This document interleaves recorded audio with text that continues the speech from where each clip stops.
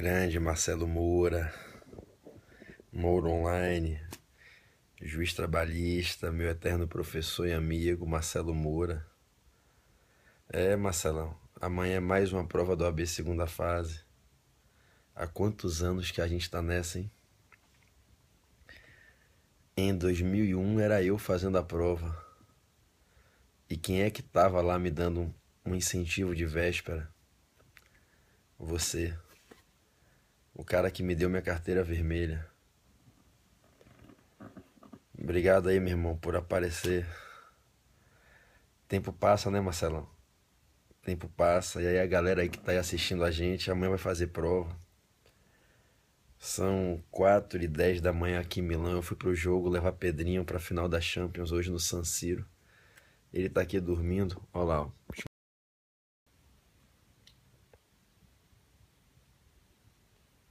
Tá dormindo aqui. Me agradeceu, rapaz, chorou abraçado comigo. Pai, você é o melhor pai do mundo. Tenho orgulho de você. Quando eu crescer eu vou estudar muito. Ai, foi um dia muito especial. Cansativo, você sabe como é esse esquema. Metrô vai pra estádio, porra, final, 100 mil pessoas, aí o trânsito fecha. Isso aí. E ela vai passar. Dê um beijo pra ela aí. É tudo nosso. Dê um beijo pra ela que ela vai passar. Tenho certeza. Marcelo Moura, galera, vocês estão me assistindo online agora. Ele foi o cara que me deu minha carteira em 2001. Obrigado, viu, irmão, pela companhia aqui. Sua energia é sempre positiva. Bom, eu abri aqui esse periscope rápido para trazer minhas palavras finais a todos vocês dessa turma aí que, em relação ao tamanho das turmas de tributário que eu já tenho há bastante tempo, é uma turma pequena. Foram 1.200 alunos na turma, mas as turmas normalmente têm 2.000, 2.300, mas não é porque foi menor que foi menos maravilhosa.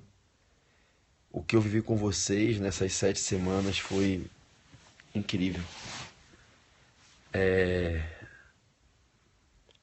Sem sombra de dúvida, foi uma das melhores turmas que eu já tive.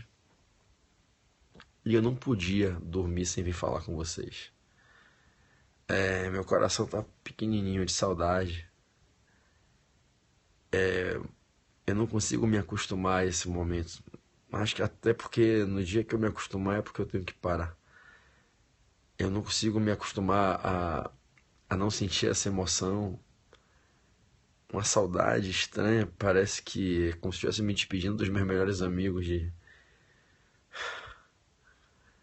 pessoas que conviveram comigo a vida inteira e no fundo não é. Mas é um convívio de professor e aluno, e só quem é professor e professor apaixonado pelo que faz, que entende isso. Eu queria agradecer a vocês por cada noite, cada manhã, cada sábado e domingo. Obrigado pelo carinho, obrigado pelas palavras de cada dia, pelas atitudes, pela dedicação. Essa foi uma segunda fase muito difícil para mim, por conta de tudo que aconteceu no começo do ano, com aquele episódio lamentável do agravo de instrumento, com o agravo interno. E foi um grande desafio para minha vida vir dessa segunda fase, mesmo com tanta experiência, com 15 anos, fazendo isso todos os dias. E no fundo, muito mais do que eu ter acolhido vocês, foram vocês que me acolheram. Foram vocês que me receberam com um amor incrível durante 7 semanas seguidas. E só quem tá ali dentro no dia a dia, quem é do pelotão, que entende o que é essa nossa relação de amor intenso, de troca, de energia, de entrega, de superação. Essas lágrimas são lágrimas de saudade de um sagitariano apaixonado que é visceral em tudo que faz, que só conhece 2 números, 8 e 80, que não sabe ser mais ou menos, não sabe gostar um pouco, não sabe amar pela metade, não sabe se doar só um pouquinho. e que está morrendo de saudade do pelotão, morrendo de saudade de cada um de vocês, alunos do online, de cada cantinho do Brasil, mas é de cada cantinho do meu coração. E a minha galera do presencial do Rio de Janeiro, porra, que saudade de vocês. Eu tenho certeza que vocês sabem que se eu fechar os olhos aqui, eu vejo cada um de vocês na cadeira que vocês sentam, com nome e sobrenome de um por um. Cada um. Cada um. Aquela turma da manhã maravilhosa, Arlete do meu lado direito, Sandrina na ponta esquerda, né? Um por um, Kathleen ali na minha frente. Kathleen! Né? Sempre vocês. Turma da noite fantástica também, incrível, né? Henri, meu parceiro, Contami, Tiagão, Rafão, a galera toda do bem.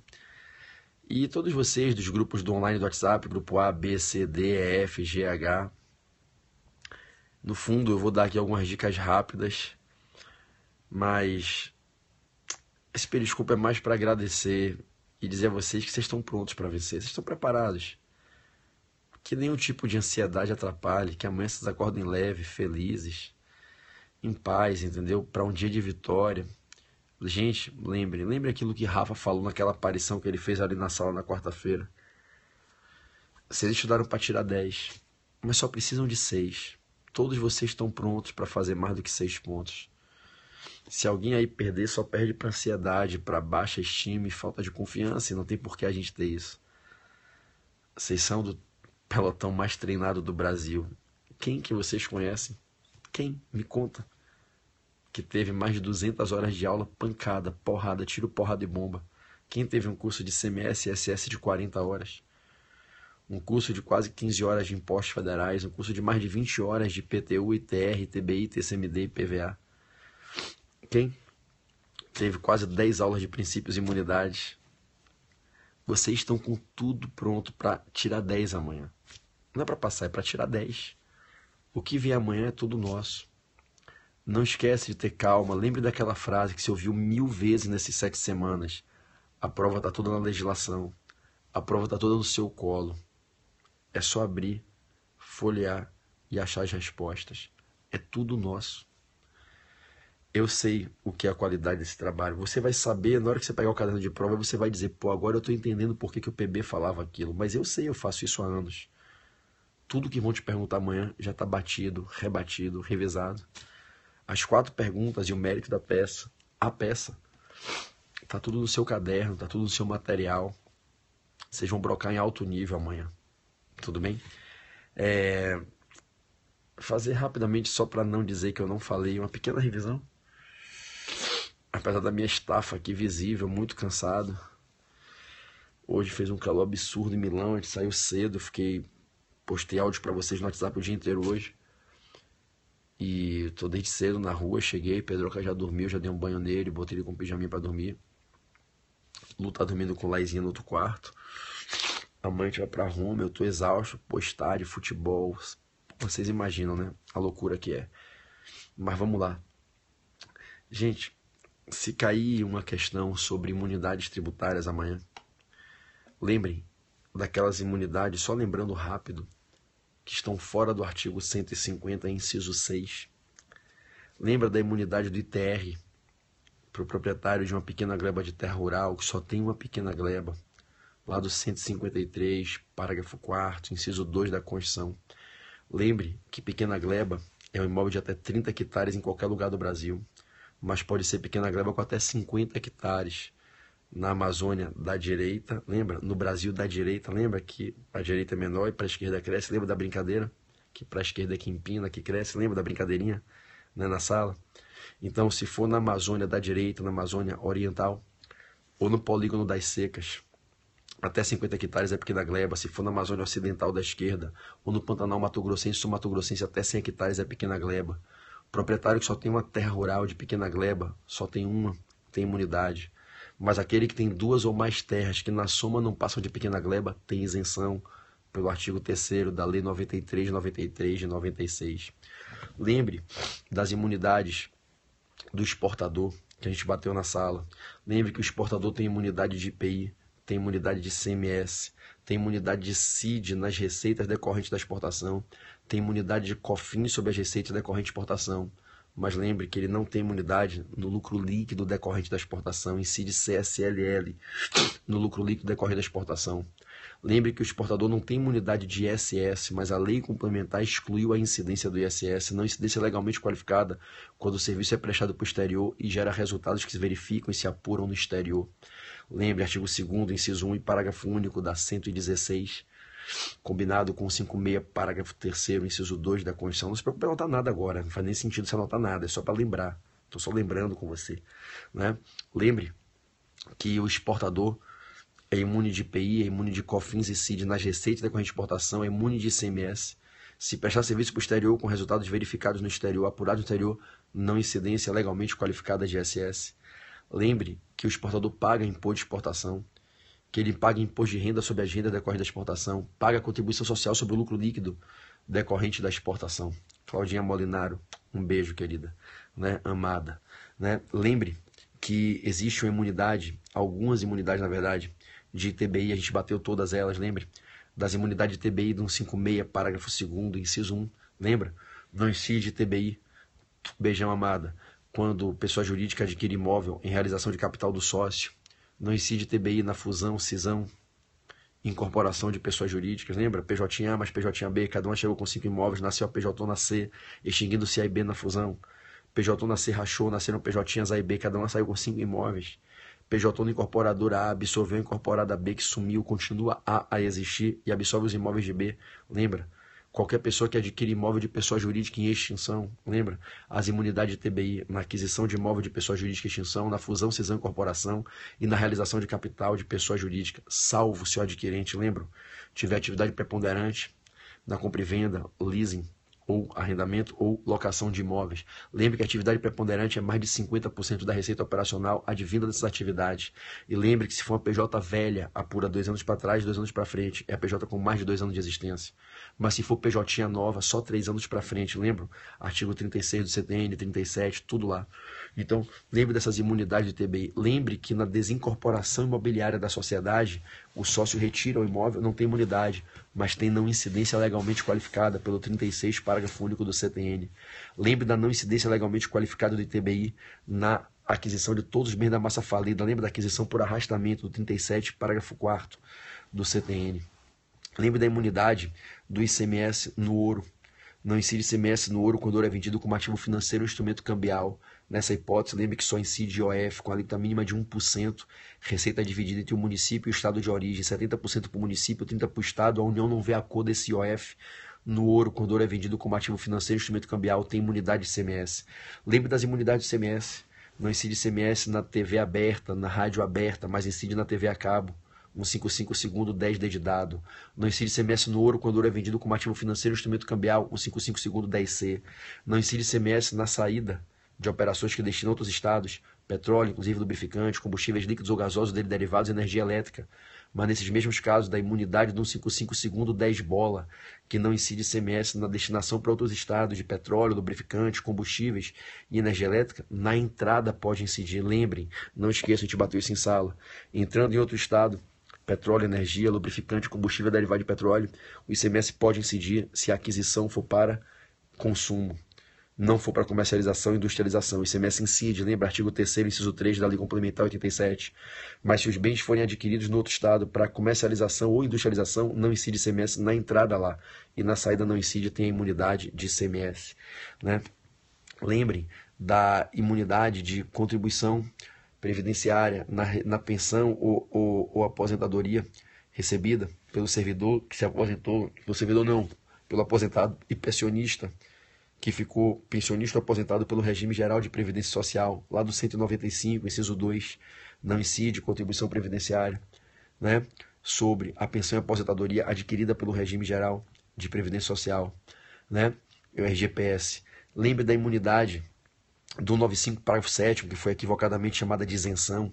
A imunidade das entidades beneficentes de assistência social, elas são imunes a contribuições sociais de seguridade social, não esquece disso na prova. Elas têm imunidade. Para ter imunidade tem que ter o SEBAS, lembra? O certificado de entidade beneficente de assistência social, tem que ter o SEBAS, provando que ela age de modo beneficente, lembra? Beneficente. universalidade, atende todo mundo, gratuidade, não cobra para receber, vive apenas de verbas de patrocínio e de incentivos, né? Então, se ela é beneficente e presta assistência social beneficentemente, ela tem imunidade de contribuição de seguridade social. E se ela for sem fim lucrativo, tem imunidade de impostos sobre patrimônio, renda e serviço, lá pelo 150, inciso 6, a linha C de casa. Lembre das imunidades das operações de alienações de imóveis desapropriados para fins de reforma agrária. O assentado, a família de sem terra que está sendo assentada, adquire o imóvel e não paga ITBI nem ITD, tem imunidade na aquisição de imóveis que estão sendo alienados após desapropriados para fins de reforma agrária. É aquela imunidade do 184, parágrafo 5º da Constituição, que também foi equivocadamente chamada de isenção da Constituição. Não incide ITBI, não incide ITD. A família de sem terras que é assentada nos imóveis que foram desapropriados para fins de reforma agrária, quando adquire a propriedade, não paga nem ITBI nem TCMD. Lembre das imunidades de ICMS e IPI nas vendas de livros, jornais, periódicos, papel destinado à sua impressão, os filmes e papéis fotográficos lá da súmula 657 do STF, que tem a imunidade, os CDs e DVDs musicais e literomusicais, fonogramas e videofonogramas, cantados e interpretados por cantores e artistas brasileiros, a imunidade do 150, inciso 6, a linha E, né? Lembremos-nos das imunidades das igrejas. As igrejas, independente da linha religiosa, têm imunidade de impostos sobre seu patrimônio, renda e serviço, têm imunidade de ICMS nas vendas dos souvenirs nas lojinhas. Lembre que a imunidade se estende, inclusive, para quando a igreja tem um cemitério religioso, em que ela faz enterro de membros da comunidade dela, né? Mas essa imunidade não tem nada a ver com os cemitérios que são explorados por concessionárias em atividade econômica. Os cemitérios tradicionais não têm imunidade nenhuma, é quando é o cemitério religioso. Lembre que não tem imunidade para a maçonaria, que a maçonaria não é religião, né? Então, lembre que quando a igreja aluga o imóvel dela para terceiros, se ela provar que os aluguéis são revertidos na atividade fim, ela continua imune. Lembre que a igreja, quando ela é locatária de imóvel privado, não gera imunidade para o particular. O particular recebe a incidência do IPTU e tem que pagar seu IPTU normalmente, mesmo que ele repasse esse IPTU no contrato de locação para a igreja. Não se esqueça disso. A igreja, quando é locatária, ela não é proprietária, ela não tem imunidade. O proprietário ali não tem imunidade nenhuma, o tributo incide. Não só a igreja, qualquer das entidades imunes lá do artigo 150, inciso 6. Não esquece disso na prova. Lembre que eu comentei com você, né, que quando a igreja é substituta tributária do ISS, ela tem que pagar o imposto, lembra? Artigo 6º, parágrafo 2º, inciso 2 da Lei Complementar 116, quando se presta um dos serviços que estão ali no 6º parágrafo 2º, inciso 2, aqueles itens da lista, né? 305, 702, 705, 175, 1710, 1102, aqueles do artigo 6º parágrafo 2º, inciso 2, se o tomador for pessoa jurídica, ainda que imune e isenta, paga o imposto como substituta tributária, como substituta. Lembre que igreja, partido político, quando é substituto, tomador do serviço, pode ser tributado para pagar o imposto, né? Não esquece das questões que envolvem os princípios tributários, né? Princípio da legalidade, reserva legal, exceções à reserva legal, tema sempre forte de cair. Eu falei isso nos áudios exaustivamente com vocês. Lembre que não é necessário lei para criar obrigações acessórias, não é necessário lei para mudar a data do pagamento, não é necessário lei para fazer a atualização monetária da base de cálculo do tributo, atualização da tabela do IPVA, do IPTU, do ITR, não é necessário lei. Lembre que não é necessário lei para reduzir e restabelecer a alíquota da CID dos combustíveis, não é necessário lei para majorar e reduzir as alíquotas do II e IPI-OF. Lembre da anterioridade, lembre, pelo amor de Deus, que majoração de PVA e IPTU é pegadinha. Se for pela base de cálculo, pode vir 31 de dezembro, que se aplica 1º de janeiro, não tem noventena. Mas se for pela alíquota, não se esqueça, tem regra do ano seguinte e da noventena. Não pode aplicar antes de 90 dias. E aí lembre, fato gerador de IPTU e IPVA para imóvel usado e veículo usado é 1º de janeiro. Se quiser majorar a alíquota para aplicar no ano seguinte para os imóveis e veículos usados, tem que majorar até 3 de outubro. Se vier de 4 de outubro a 31 de dezembro, fudeu. Se vier 4 de outubro a 31 de dezembro de 2016, majorar a alíquota de IPTU e IPVA em 2017 não se aplica para imóveis usados e veículos usados, só em 2018. Porque o fato gerador é 1º de janeiro, estaria preso dentro da noventena. Não esqueçam disso. Hoje eu fiz um periscópio com vocês sobre princípios, a gente varreu isso tudo. Não esquece que eu falei para vocês que o Supremo mudou a jurisprudência agora em fevereiro de 2016, aquela jurisprudência de 2010, e hoje, com a decisão de 2016, o Supremo entende que pode haver quebra de sigilo fiscal, independente de autorização judicial. Não é mais necessária autorização judicial para que a Fazenda Pública, em parceria com o Banco Central e com os bancos, possam fazer a quebra de sigilo fiscal, desde que haja uma intimação prévia ao contribuinte, que se dê notificação a ele do que vai acontecer, que se instaure um processo administrativo para ele ter ciência, para ele poder monitorar o que está sendo fiscalizado, né? Que haja uma legislação regulando esse processo administrativo, mas cabe. O Supremo declarou agora a constitucionalidade do artigo 6º da Lei do Sigilo Fiscal, a Lei Complementar 105 de 2001. né? Então não nos esqueçamos que o Supremo declarou a constitucionalidade da Lei Complementar 105, artigo 6º, e admitiu a quebra de sigilo fiscal independentemente de autorização judicial. Não nos esqueçamos da novidade da tributação das vendas pela internet, né? Não nos esqueçamos que desde a emenda 87 do ano passado que houve essa mudança e entrou em vigência esse ano. Agora, as vendas pela internet, o ICMS é dividido entre o estado de origem e o estado de destino, onde estão o fornecedor, estado de origem, onde está o adquirente, estado de destino. Lembre que não existe mais aquela velha regra do ICMS 100% na origem, na operação interestadual, para um destinatário que não era contribuinte habitual de ICMS, como acontecia até o ano passado. A partir de janeiro desse ano, qualquer operação interestadual, o ICMS é dividido. ICMS na saída com 12 ou 7%, as alíquotas interestaduais de saída, e de FAO no destino. A alíquota interna de chegada menos a alíquota interestadual de saída, diferente das alíquotas diferencial de FAO no destino. Né? Venda pela internet hoje, desde janeiro desse ano, é ICMS dividido. Até 31 de dezembro do ano passado era ICMS 100% na origem. A venda pela internet para aquele adquirente no outro estado que não era contribuinte habitual do imposto, né? Era ICMS 100% na origem. Acabou esse regime com a emenda 87, que entrou em vigência em 1º de janeiro desse ano.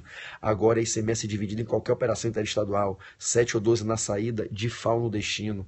Ok? Então, se quer na prova de amanhã, porra, bingo, é tudo nosso e nada deles. Lembre que o DIFAL só vai ficar 100% para o destino a partir de 2019.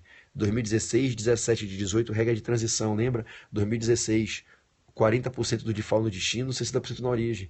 2017, 60% no destino, 40% na origem. 2018, 80% no destino, 20% na origem. 2019, tudo no destino.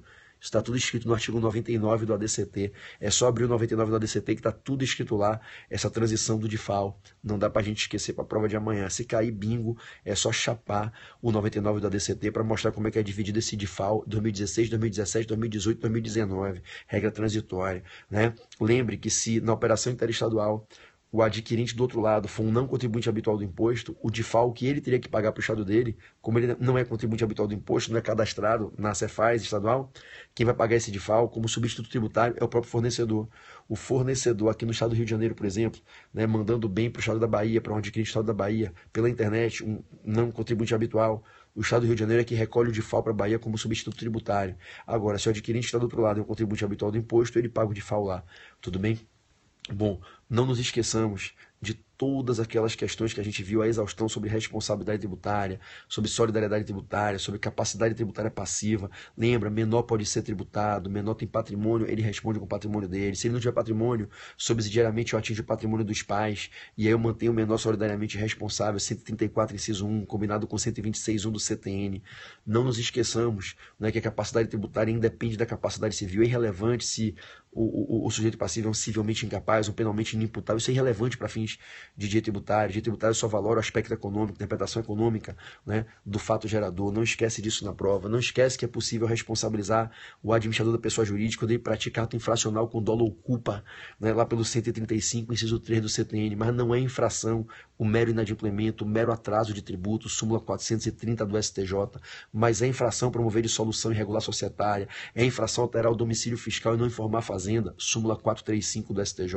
Lembre que para aplicar o 135, inciso 3, é imprescindível que antes de executar o contribuinte se faça a notificação a ele, a notificação extrajudicial, o lançamento contra ele, para que ele tenha a chance de se defender, de impugnar, de pagar, de parcelar, e aí somente se ele não pagar, não impugnar, é que você pode escrever em dívida ativa, aí bota o nome dele na CDA, aí cabe a execução contra ele. Lembre que não cabe pegar a execução contra a PJ e redirecionar automaticamente, emendando a CDA e botando o administrador no polo passivo. Lembre, súmula 392 do STJ. Tenho certeza que vocês não vão esquecer disso na prova. Lembre que se cair uma execução fiscal na prova, se cair uma execução fiscal, há uma diferença entre embargos e EPE, há várias diferenças, não dá pra gente confundir. Se cair execução fiscal na prova, quando é que você faz EPE, quando é que você faz embargos? Lembre, EPE é uma defesa nos autos, embargo é uma defesa fora dos autos.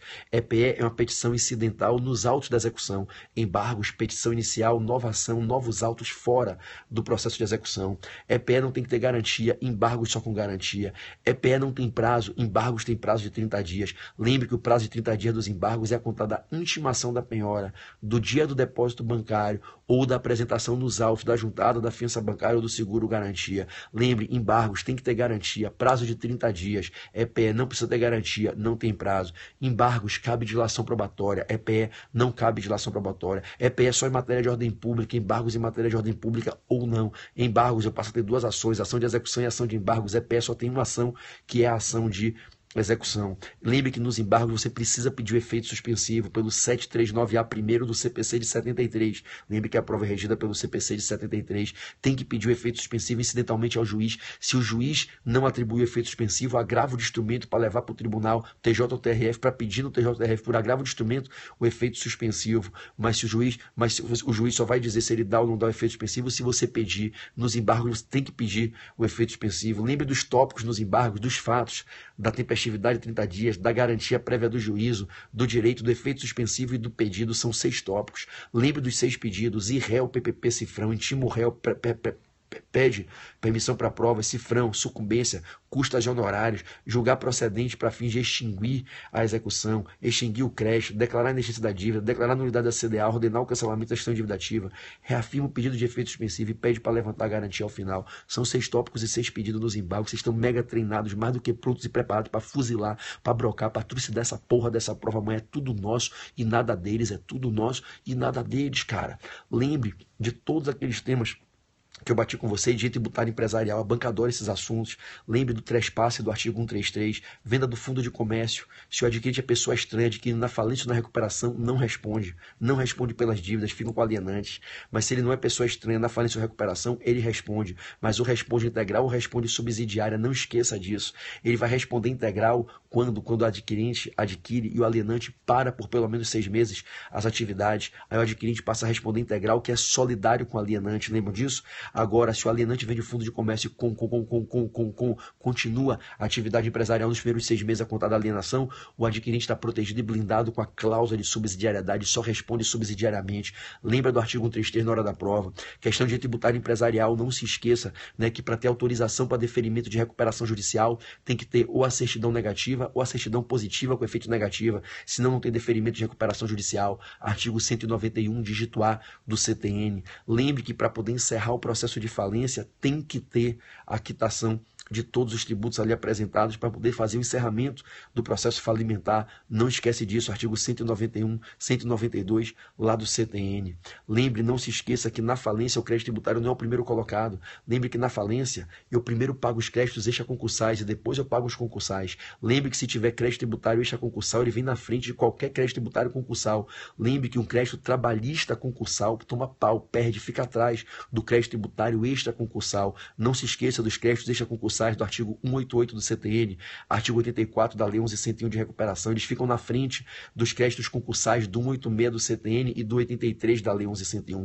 O crédito tributário extraconcursal é pago preferencialmente ao crédito trabalhista e a qualquer outro crédito concursal, não por ser tributário, e sim por ser extraconcursal. Primeiro pago os extraconcursais, só depois pago os concursais. Dentro dos concursais, pagos os extraconcursais. Chegou nos concursais, lembre, o crédito tributário na falência, pelo tributo ele é terceiro colocado, pela multa ele é sétimo. Lembre que no tributo, com juros e correção monetária, ele é terceiro. Primeiro o crédito trabalhista até 150 salários mínimos e o acidentário ilimitado. Depois o credor com garantia real até o limite do gravame. Não esqueça, eu expliquei isso para vocês, até o limite da hipoteca, do PO e da anticrese. Só depois vem o fisco em terceiro colocado e só nos tributos com juros e correção. Se for multa, cai para sétimo colocado, atrás dos quirografários. Lembre ainda de direito empresarial tributário. Lembre dos fenômenos de cisão, incorporação e transformação. Sociedade limitada se transformou em SA. Dívidas tributárias sucedem contra SA. PJ mais PJB se fundem na PJ na C. Dívidas de A e de B se sucedem para C. Né? E PJ na rachou, PJ na ABC rachou, nasceu PJA, PJB, PJC. As dívidas tributárias sucedem solidariamente contra A, B e C. Lembre que na incorporação, a incorporadora XYZ abocanhou a pequenina ABC. A pequenina ABC sumiu na incorporação para a grandona XYZ incorporadora. As dívidas da incorporada sucedem para a incorporadora.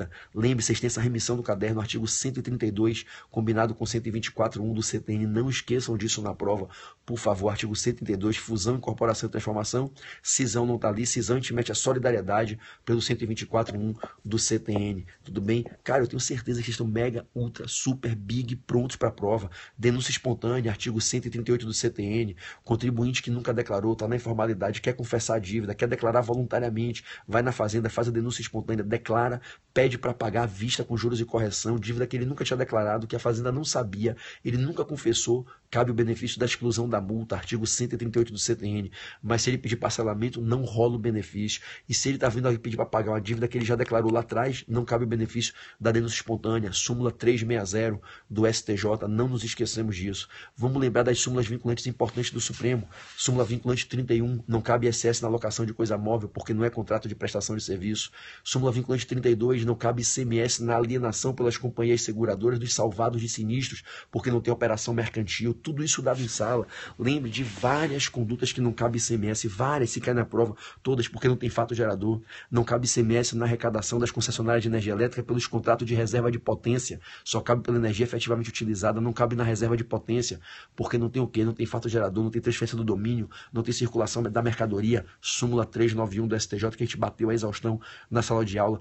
A reserva de potência de energia elétrica, demanda contratada de energia elétrica, não cabe ICMS. Não cabe ICMS no comodato, porque não tem transferência do domínio. Súmula 573 do STF, e não tem onerosidade. Não cabe ICMS no leasing, nem no leasing interno, nem no leasing internacional, salvo se houver opção de compra ao final. Durante a alocação no leasing não tem transferência do domínio, então não cabe ICMS. Não cabe ICMS quando mercadorias se transferem entre estabelecimentos do mesmo dono, porque não tem mudança de domínio, não tem fato típico, não tem circulação jurídica. Súmula 166 do STJ. Não cabe ICMS nos serviços de habilitação de telefone celular, porque não é serviço de comunicação, é serviço anterior, que antecede o serviço de comunicação. Súmula 350 do STJ. Não cabe ICMS contra a arrecadação das provedoras de acesso à internet, porque prover o acesso à internet não é o serviço de comunicação, é o serviço prévio, preparatório, meio para o serviço fim de comunicação. Não cabe ICMS contra a provedora de acesso à internet. Súmula 334 do STJ.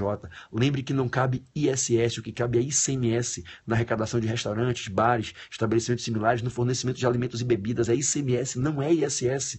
Lembre, súmula 174 do STF, 574 do STF e 163 do STJ, artigo 2º, inciso 1 da Lei Complementar 87. Lembre que não cabe ICMS no fornecimento de água encanada, água canalizada, porque não é mercadoria, é serviço público, não cabe ICMS.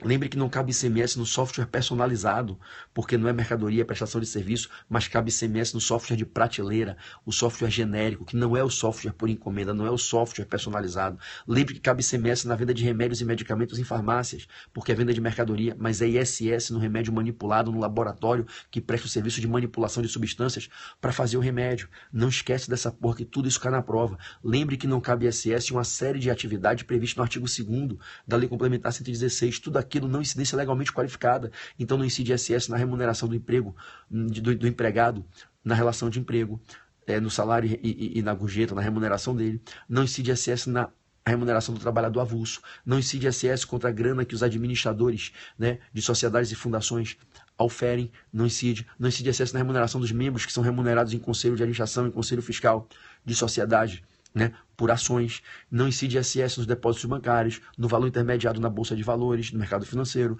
não incide ISS nas operações de cartão de crédito, porque tudo isso é IOF. Não incide ISS na prestação de serviço para o exterior, quando o serviço tem resultados apurados no exterior, mas se o resultado for verificado no Brasil, incide ISS. Lembre que incide ISS sobre o leasing financeiro, artigo 15.08, ou é o 09, 1509, lá da lista. Lembre que a lei autoriza o ISS no franchising, ainda que eu tenha dito a vocês que o Supremo deve declarar a inconstitucionalidade do 1709 ou a 1708, eu sempre troco, porque é um contrato complexo, plurimo, não é contrato de prestação de serviço. Lembre que nos contratos mistos pode ser ISS, pode ser ICMS, podem ser os dois.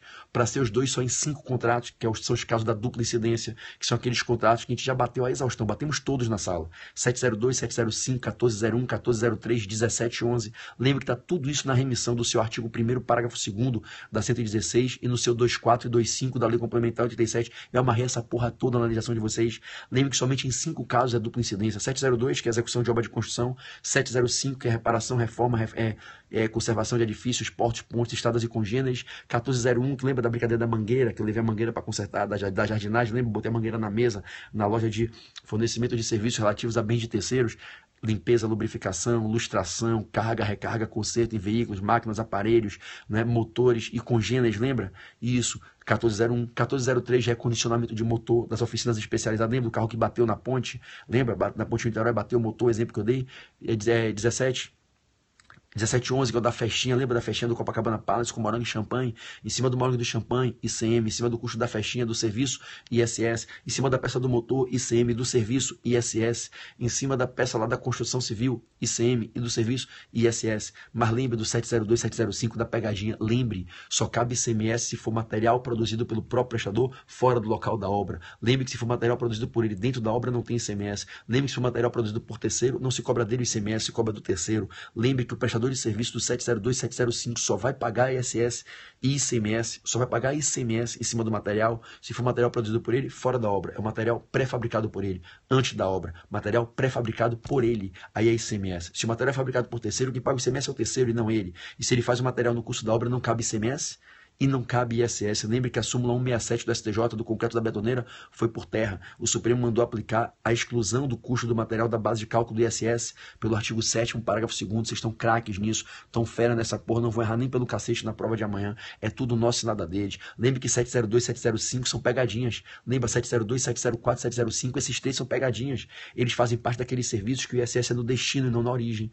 Eles são aqueles serviços que você vai ter regrinha, né, de isenção poder ser de 100%, não fica preso na isenção parcial, pode ter alíquota zero, não fica preso na alíquota mínima de 2%. Lembre que o 702 e 705 vão estar lá no artigo 6º, parágrafo 2º, inciso 2 da substituição tributária. Se o adquirente for pessoa jurídica, é ele quem paga o imposto e não o prestador. Lembre que na lei tem dois artigos chaves, 3º e 6º. O artigo 3º ele vai dizer o ISS é na origem, salvo os incisos. E aí vocês já marcaram todos os incisos na lista, a gente já fez a remissão da lista inteira.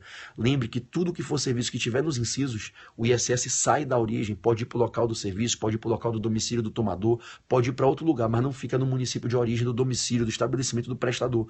Os incisos do artigo 3º são pegadinha na prova, pelo amor de Deus. Na hora que caiu na prova serviço, olha para a lista, está nos incisos do artigo 3º, tira o ISS da origem, leva o ISS para fora. É a mesma coisa com o artigo 6º, parágrafo 1º e 2º, né, que eu quebro a regra do artigo 5º, que o sujeito passivo, o contribuinte é o prestador. No artigo 6º, o contribuinte não é o prestador, o sujeito passivo não é o prestador, o sujeito passivo é o tomador.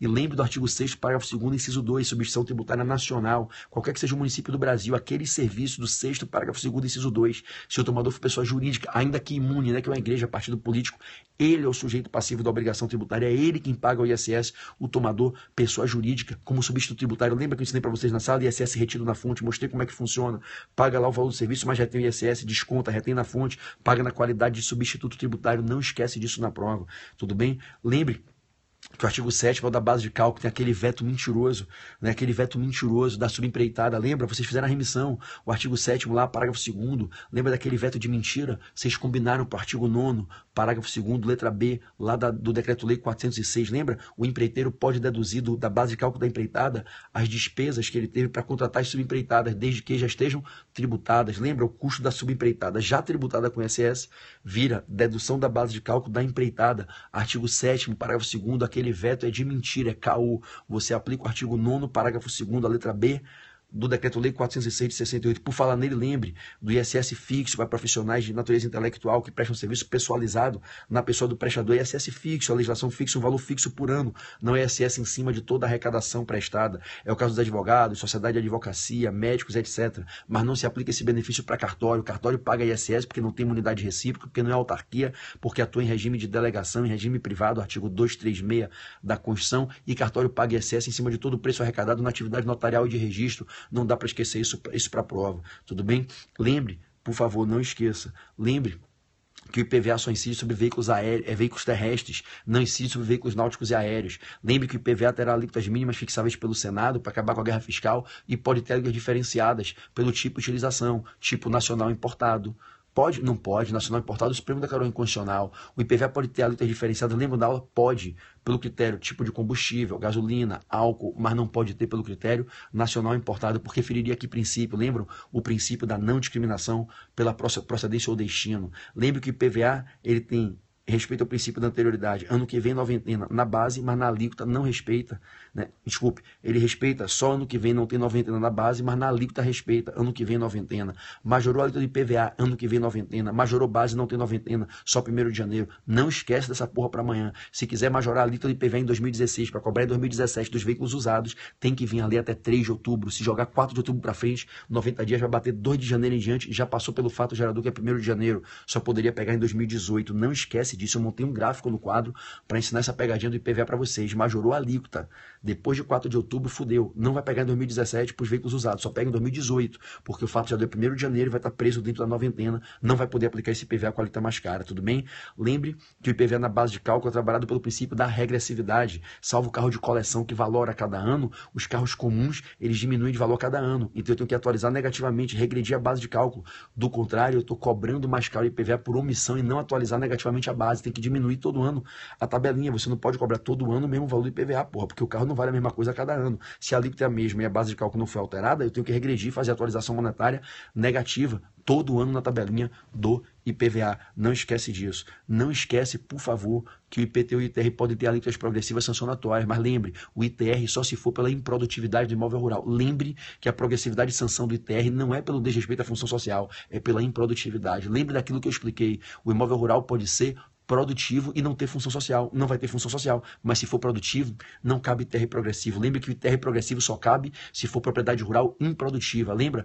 Ela não pode ser produtiva. Se o proprietário rural tiver o certificado dado pelo INCRA de propriedade produtiva, não cabe ITR progressivo. Lembra quando é que a propriedade é produtiva? GUT 80 e GEF 100. Lembra? Grau de utilização de 80% da área aproveitável e grau de eficiência de exploração de 100% ou mais da tabelinha que o INCRA fixou. Eu tenho certeza que vocês lembram disso. A gente fez a remissão para a lei de reforma agrária, o conceito de propriedade produtiva, tem que usar grau de utilização GUT 80% da área aproveitável do imóvel rural, batendo recorde de exploração com eficiência, grau de eficiência de exploração de 100% ou mais do que foi exigido pela tabela do INCRA. Aí a propriedade é produtiva. Se for produtiva, meu irmão, não cabe ITR progressivo.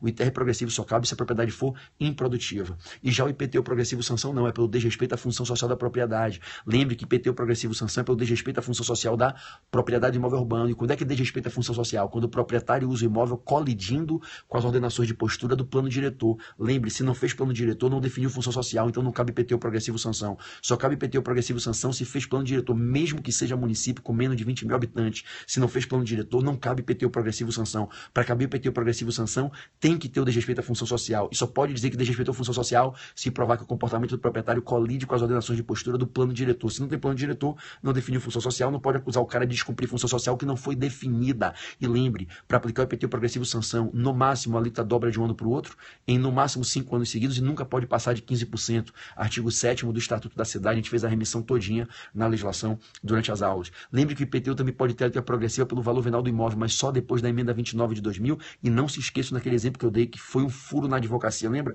que muita gente ganhou dinheiro, que eu fiz pé de meia com aquele dinheirinho ali? Lembra? Só cabe IPTU progressivo pelo valor venal do imóvel se os municípios, após a emenda 29 de 2000, fizeram novas leis de IPTU. Município que manteve a lei antiga, anterior à emenda, a lei continua sendo inconstitucional e o Supremo, com a súmula 668, disse: é inconstitucional o IPTU progressivo pelo valor venal do imóvel se a lei é anterior à emenda 29. Então não basta o fato gerador se após a emenda 29. Tem que ter fato gerador após a emenda 29, tem que ter a lei fazendo a progressividade ser autorizada após a emenda 29. Lembre que o IPTU pode ter também alíquotas diferenciadas pela área, localização e pelo uso, destinação, residencial e comercial, bairro nobre e bairro pobre, tudo isso é autorizado no 56, parágrafo 1º da Constituição. Lembrem da reserva de lei complementar do ISS na Constituição. É necessário lei complementar para regular como isenções de ISS serão concedidas. É necessário lei complementar para fixar alíquotas mínimas e máximas do ISS. É necessário lei complementar para excluir o ISS da exportação. Lembre que lei complementar fixou a alíquota máxima do ISS em 5%. Qualquer alíquota acima disso é inconstitucional e é confiscatória.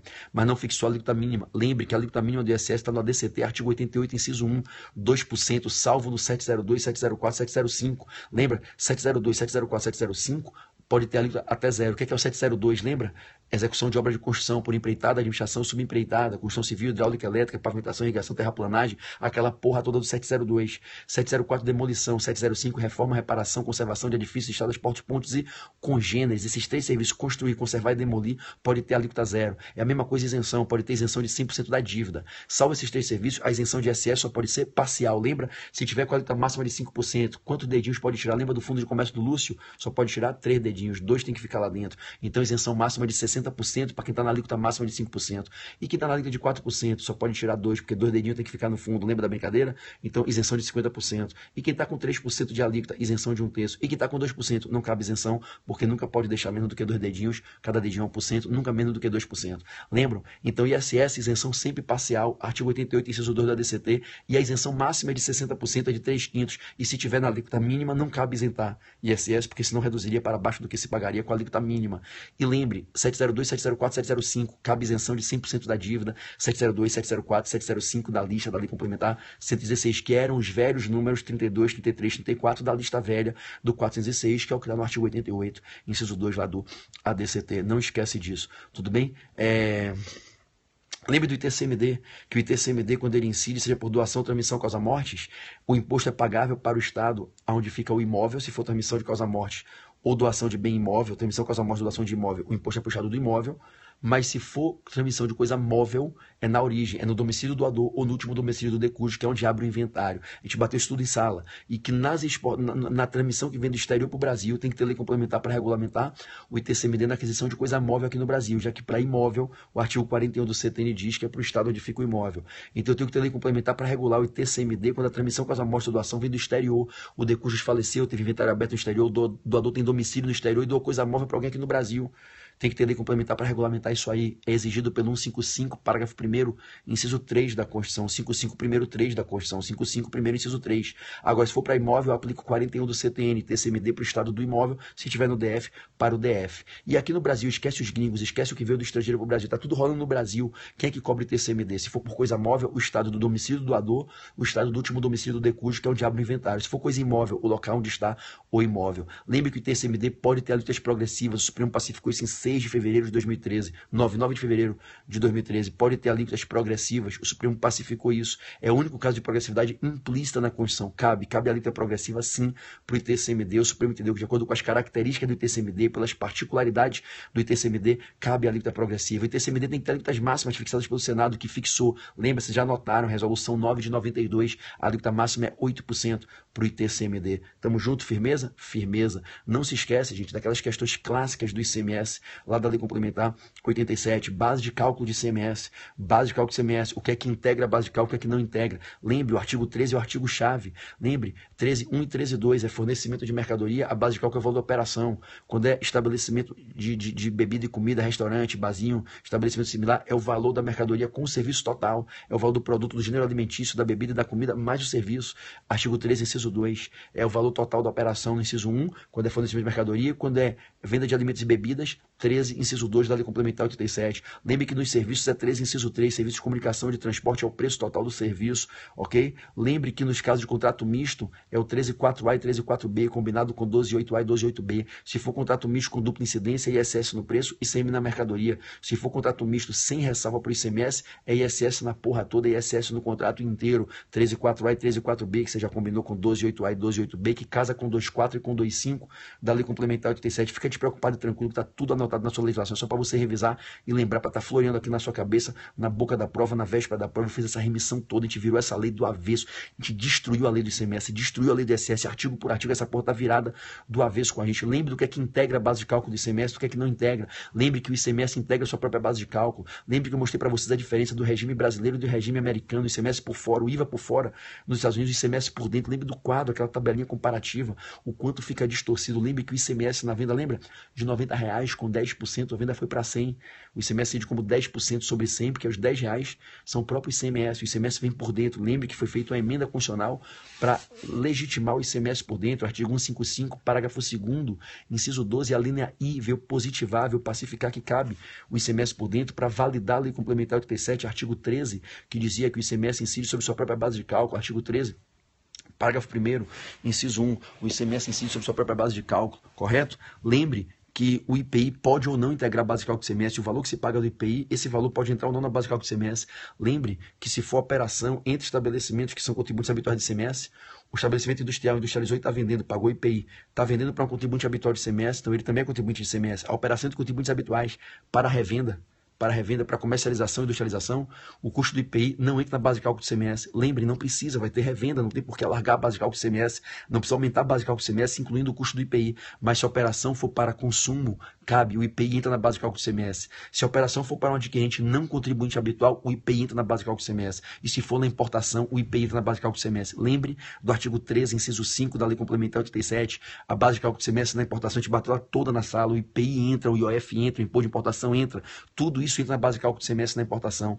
Lembre que o 155, parágrafo 2º, inciso 11 da Constituição, ele diz que não incide o IPI, o valor do IPI na base de cálculo do ICMS, a base de cálculo do ICMS não compreende o valor do IPI nas hipóteses de operações entre contribuintes habituais para comercialização e industrialização. A contrário, sim, se for para consumo, o IPI vem por dentro da base de cálculo do ICMS. Se for para um não contribuinte habitual, IPI na base de cálculo do ICMS. E se for na importação, IPI na base de cálculo do ICMS. Lembre dos juros. Se for juros de cartão de crédito da financeira, não entra na base de cálculo do ICMS, súmula 237 do STJ, mas se for os juros cobrados pelo próprio fornecedor na venda a prazo, lembra do cheque pós-datado, os juros entram na base de cálculo ICMS, súmula 395 do STJ, não dá pra gente errar, isso é tudo nosso, tudo nosso. Lembre que despesa de seguro, de frete, entra na base de cálculo ICMS. Lembre que os descontos condicionais dados sob condição, que são os falsos descontos, os pseudo-descontos com contraposição, com reposição, com contraprestação, entra na base de cálculo ICMS, mas o desconto incondicional não entra, súmula 457 do STJ. Lembre que a pauta fiscal só pode ser usada na substituição tributária para frente, afora a substituição progressiva, não cabe pauta fiscal, súmula 431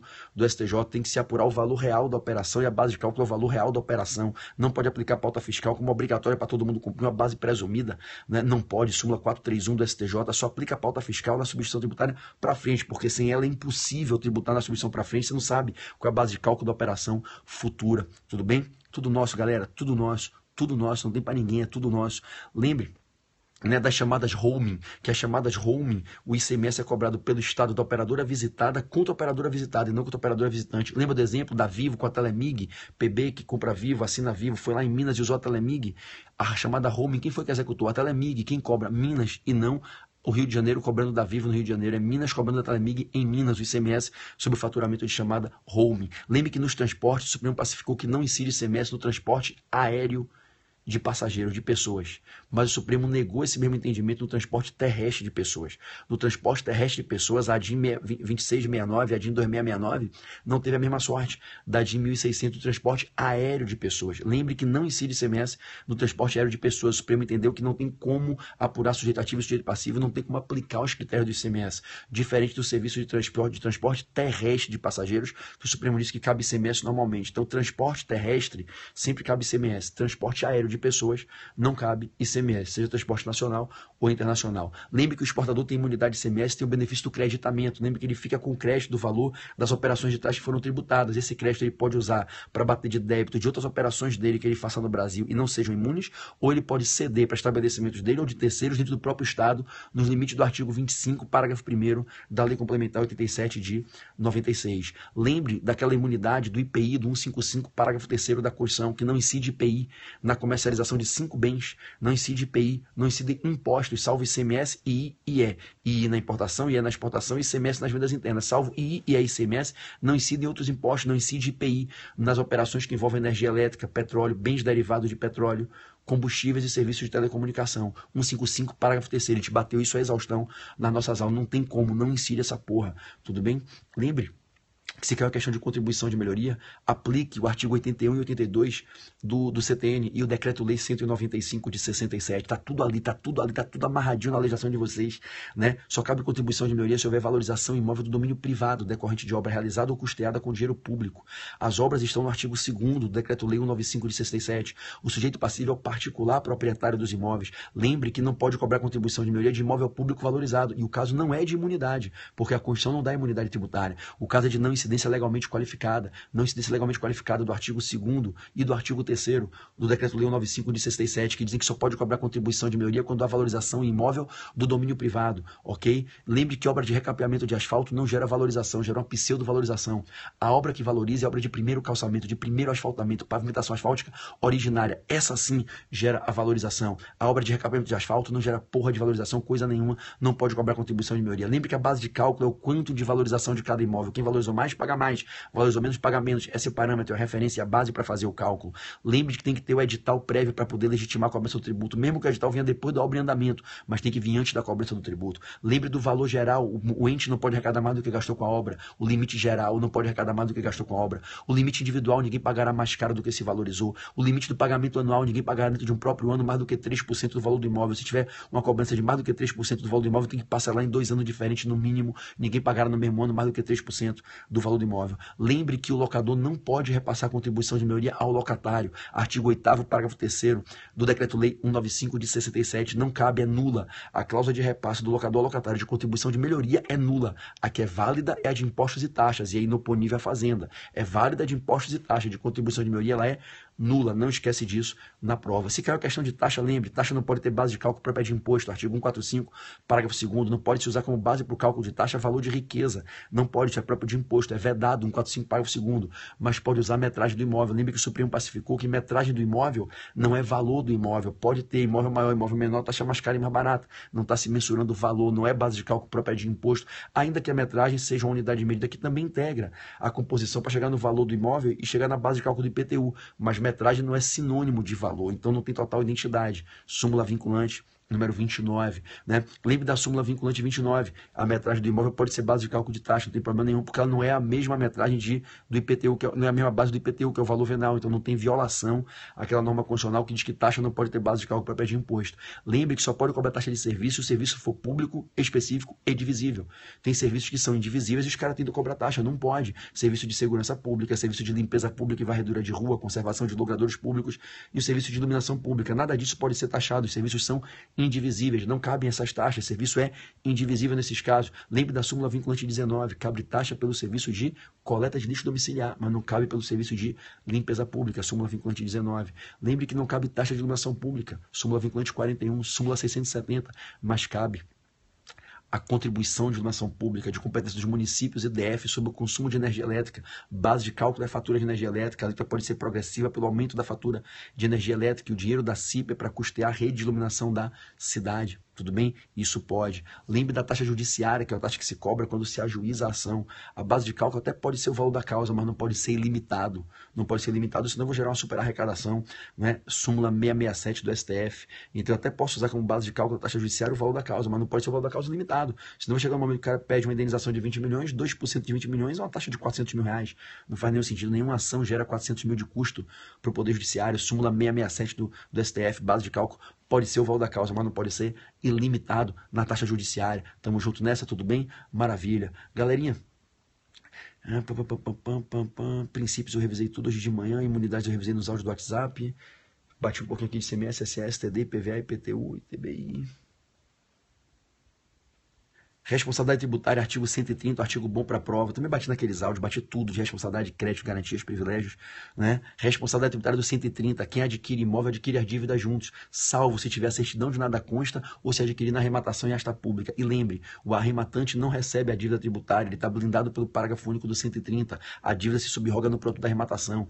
Lembre que quando você adquire imóveis com certidão de nada consta, você não responde pelas dívidas, ou essas dívidas ficam com o alienante ou se cobra do servidor que emitiu em erro a certidão, se ficar provado que ele teve dolo que agiu em fraude. Aplica lá o 208 do CTN que manda responsabilizar o servidor que emitiu em erro a certidão. Se fez isso dolosamente ou em esquema fraudulento, ele responde pela dívida tributária que ele omitiu na certidão, que ele emitiu omitindo a dívida tributária. Lembre que nessa aquisição de imóvel, quando eu respondo pelas dívidas que gravam imóvel, é por impostos, taxas de serviço e contribuições. Não leva a taxa de polícia, a taxa de inspeção sanitária, a taxa de obras em lugadores públicos, a taxa de renovação de licença para funcionamento, a taxa de fiscalização para o funcionamento, TFF, TFL, não sucede, porque não sucede taxa de polícia, tudo bem? Então, revisando aqui rápido, taxa, contribuição de melhoria, CIP, né?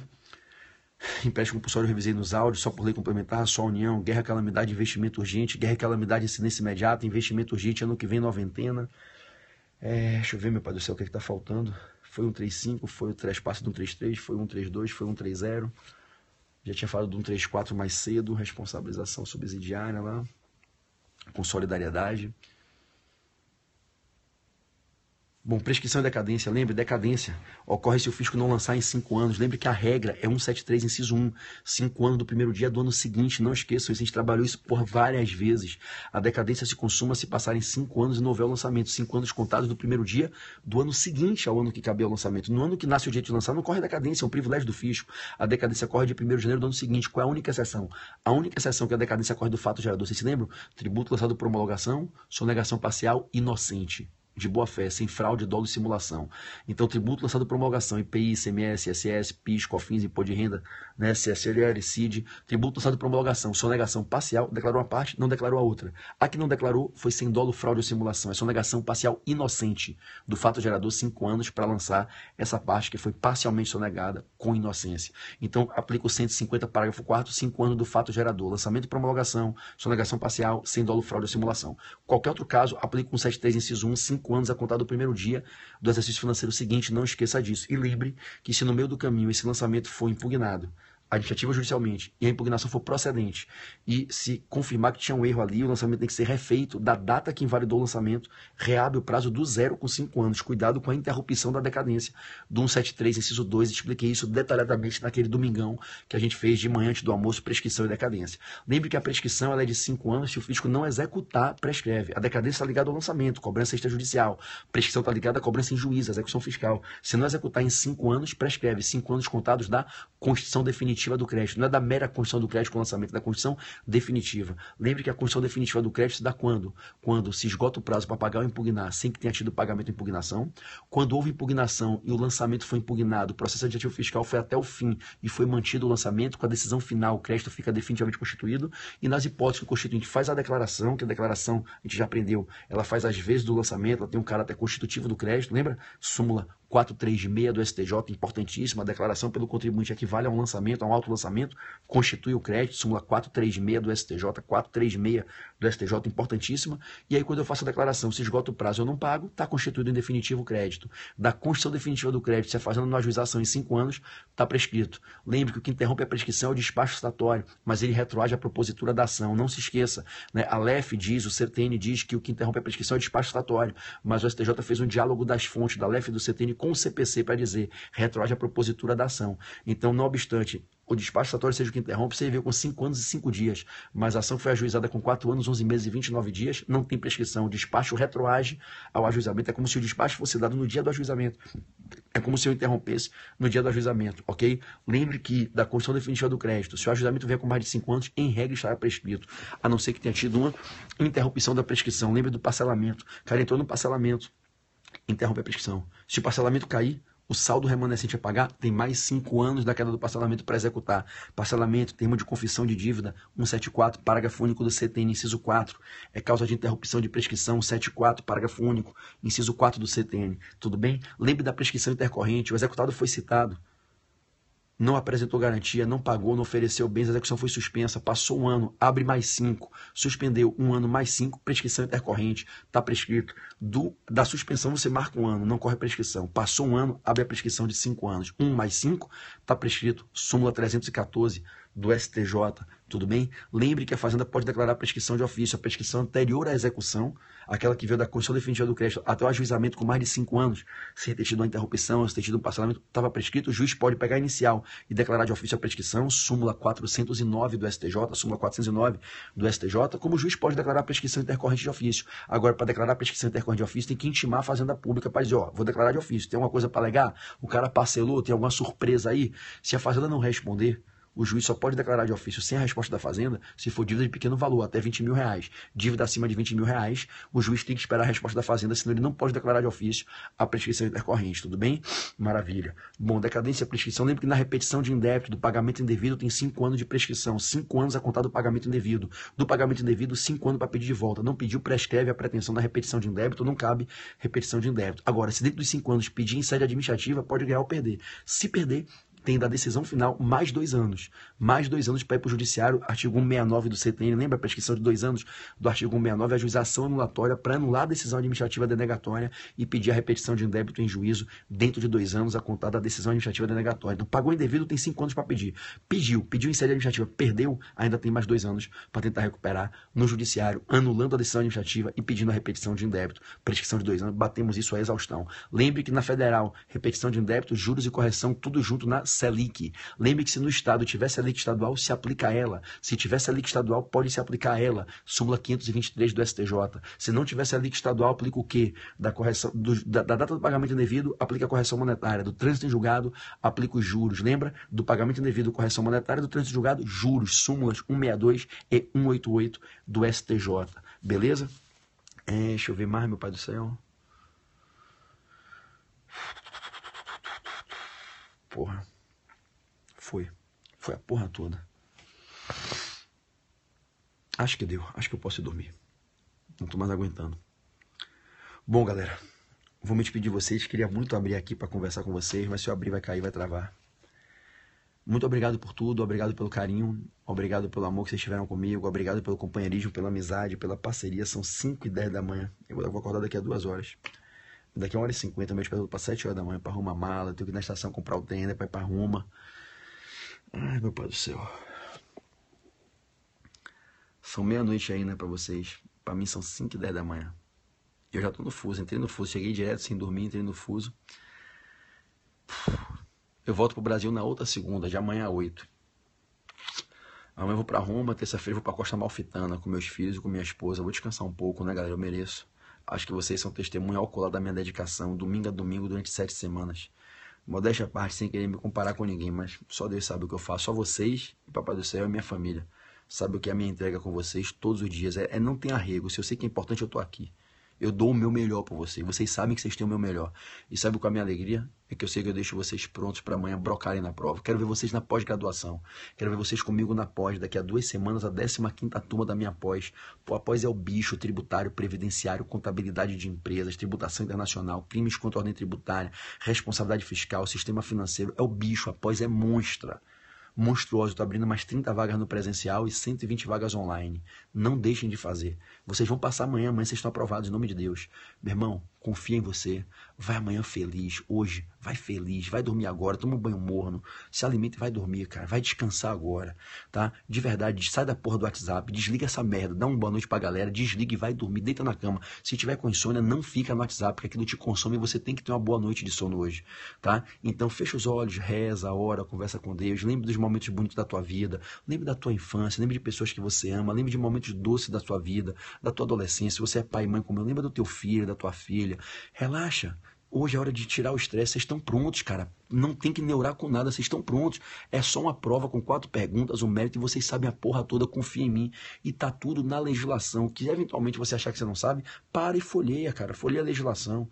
Entendeu? E não se esqueça do artigo 146 da Constituição, tá? Da reserva de lei complementar. Vira e volta, cai na prova. Lei ordinária, medida provisória, é matéria de lei complementar, inconstitucionalidade formal, 146, 146A. Não esquece disso, tá? Tá naqueles primeiros áudios que a gente mandou. Então amanhã, como a gente brincou essas 7 semanas, é tudo nosso e nada deles. É tudo nosso e nada deles. Tudo nosso e nada deles. Tudo bem? Eu vou deixar uma mensagem lá no meu Instagram agora pra vocês. E antes de eu deitar, eu vou tomar outra chuveirada, vou tomar outro banho. Eu fiquei suado aqui, eu tô exausto. Eu vou ler o Instagram. Eu vou botar agora um vídeo de 10 segundos agradecendo vocês. Lá no meu Instagram. Se vocês puderem deixar um comentário pra mim agora. Meu Instagram é @PedroBarreto, Portal F3. @PedroBarreto, Portal F3, Barreto com 2T. Eu vou gravar um vídeo agora de 10 segundos agradecendo a vocês. E vou postar no meu Instagram. É a maneira que vocês têm de interagir comigo e deixar uma mensagem para mim, ou de agradecimento, ou de crítica, do que vocês quiserem, para que eu possa ler antes de dormir. Gente, muito obrigado. Mais uma vez eu fecho uma turma de segunda fase, na véspera.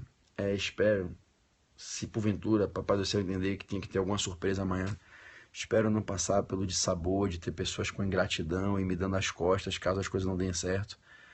Vocês estão vendo aqui com a minha dedicação o que é que eu faço por vocês, né? Infelizmente, quando as pessoas tropeçam, muitas vezes elas faltam com humildade, com respeito, com gratidão e querem pegar a primeira pessoa para jogar uma pedra, e aí joga a pedra no treinador. como se eu fosse o responsável pela pessoa não passar na prova. A pessoa faz 5 anos de faculdade, tinha que ter feito 2 anos de estágio, saber fazer as peças.